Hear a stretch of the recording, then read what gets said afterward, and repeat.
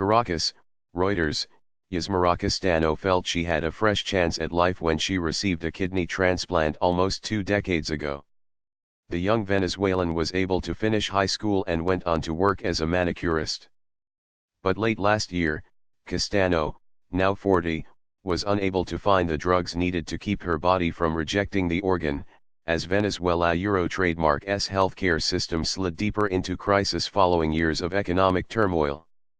On Christmas Eve, weak and frail, Castano was rushed to a crumbling state hospital in Venezuela Euro trademark's teeming capital, Caracas. Her immune system had attacked the foreign organ and she lost her kidney shortly afterwards. Now, Castano needs dialysis 3 times a week to filter her blood. But the hospital attached to Venezuela Euro trademark's Central University, once one of South America Euro trademark's top institutions, frequently suffers water outages and lacks materials for dialysis. I spend nights not sleeping, just worrying, said Castano, who weighs around 77 pounds, 35 kilograms, as she lay on an old bed in a bleak hospital room, its bare walls unadorned by a television or pictures. Her roommate Yasmira Castano, who just turned 21, put it more bluntly. Unfortunately, I could die, said Castano, who lost her transplanted kidney last year and is struggling to get the dialysis she needs to keep her body functioning. The women are among Venezuela Euro trademark's roughly 3,500 transplant recipients.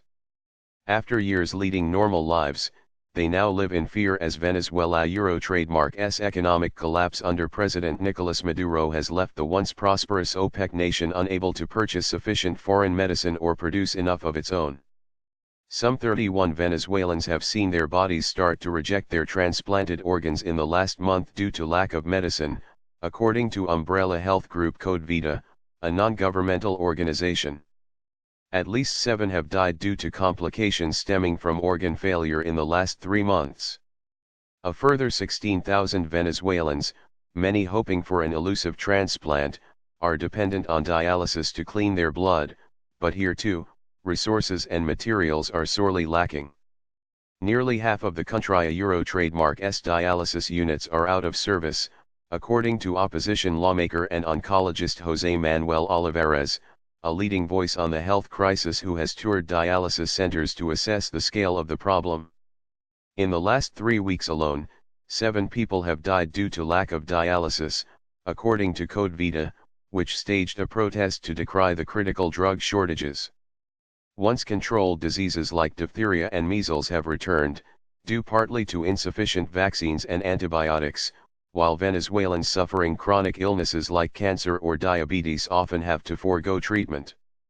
Hundreds of thousands of desperate Venezuelans, meanwhile, have fled the country over the past year, including many medical professionals. Amid a lack of basics like catheters and crumbling hospital infrastructure, doctors who remain struggle to cope with ever scarcer resources. A Euro trademark's incredibly stressful. We request supplies, they don't a Euro trademark T arrive. We call again and they still don't a Euro trademark T arrive. Then we realize a Euro trademark S because their arena Euro trademark T any a Euro, said a kidney specialist at a public hospital, asking to remain anonymous because health workers are not allowed to speak publicly about the situation. Venezuela Euro trademark's Social Security Institute, tasked with providing patients with drugs for chronic conditions, did not respond to a request for comment. Straight to the cemetery. Terrified transplant patients are indebting themselves to buy pricey medicine on the black market, begging relatives abroad to funnel drugs into the country or dangerously reducing their daily intake of pills to stretch out stock. Larry Zambrano, a 45-year-old father of 2 with a kidney transplant, resorted to taking immunosuppressants designed for animals last year. Guillermo Habanero and his brother Emerson both underwent kidney transplants after suffering polycystic kidney disease. Emerson, a healthy 53-year-old former police officer, died in November after a month without immunosuppressants.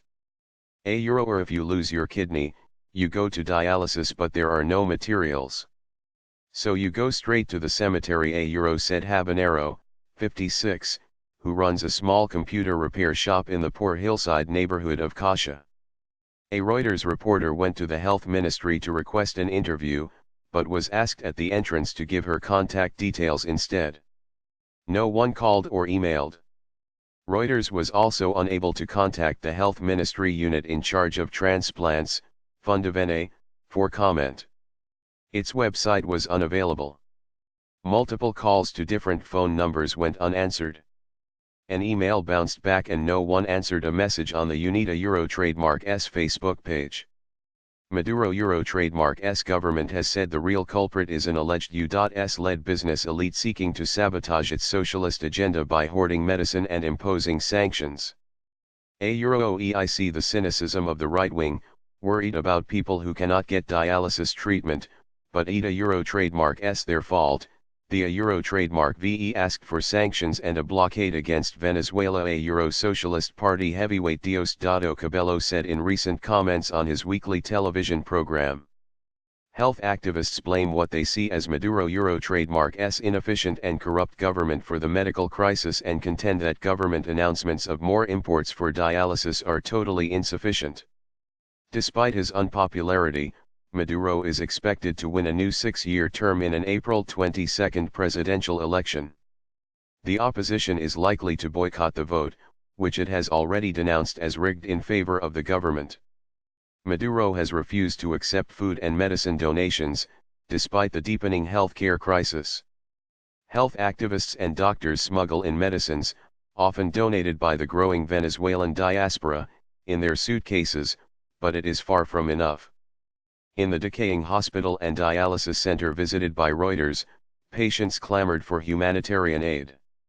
Dolled up for her birthday and surrounded by cakes, the 21-year-old Castellanos took selfies with her friends and spoke excitedly about one day returning to dance, one of her passions. But fears for her future permeated the room. A hospital worker stopped by to wish Castellanos many more birthday celebrations, but her worried face betrayed doubts. A Euro or other countries need to help us, a Euro Castellanos said.